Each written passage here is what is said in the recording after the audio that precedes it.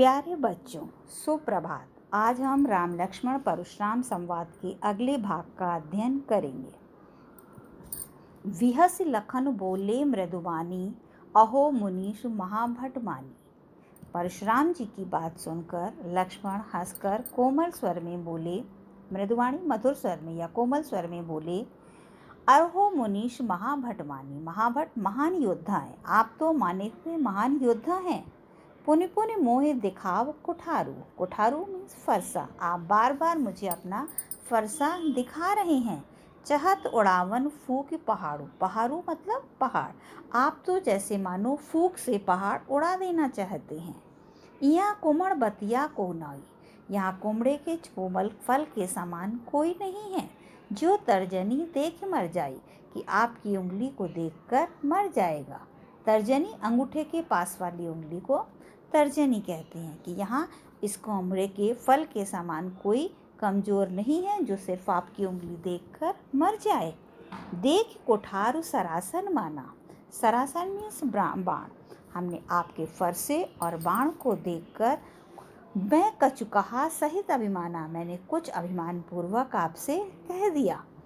भृगुसुत समझ जनेऊ विलोकी। भृगुवंशी समझकर और आपके जनेऊ को देखकर जो कछु कहो सहो सिर रोकी। जो कुछ आपने कहा है ये मैंने ये सुन लिया है और आपने क्रोध को रोक लिया है। सुर महेसुर हरिजन अनुगाई, हमरे कुल इन पर न सुराई। सुर मतलब देवता, महिषुर ब्राह्मण, हरिजन ईश्वर भक्त, गाय गाय। देवता ब्राह्मण, इन हमरे कुल इन पर न सुराई। हमारे सुराई मतलब वीरता। हमारे कुल में ये परंपरा है कि देवता, ब्राह्मण, ईश्वर भक्त और गाय पर वीरता नहीं दिखाते हैं। वध है पापु अपकीरत हारे, क्योंकि इनका वध करने पर पाप लगता है और हारने पर अपकीरत मतलब अपयश फैलता है।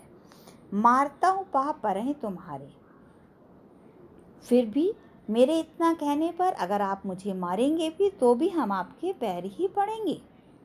कोटि कुलश सम वचन तुम्हारा, कि आपके वचन करोड़ों वज्र के समान कठोर हैं। व्यर्थ धरऊ धनु बाण कठारा, आप धनुष बाण को व्यर्थ में ही धारण किए हुए हैं।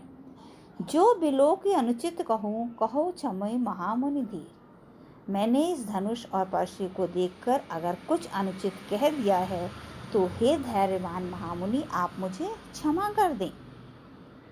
सुनि सरोष भृगुवंश मणि, बोले गिरा गंभीर। सरोष मतलब क्रोध के साथ, भृगुवंश मणि भृगुवंश की मणि के समान, गिरा गंभीर। लक्ष्मण के ये व्यंग वचन सुनकर भृगुवंश मणि परशुराम जी क्रोधपूर्वक गंभीर वाणी में बोले,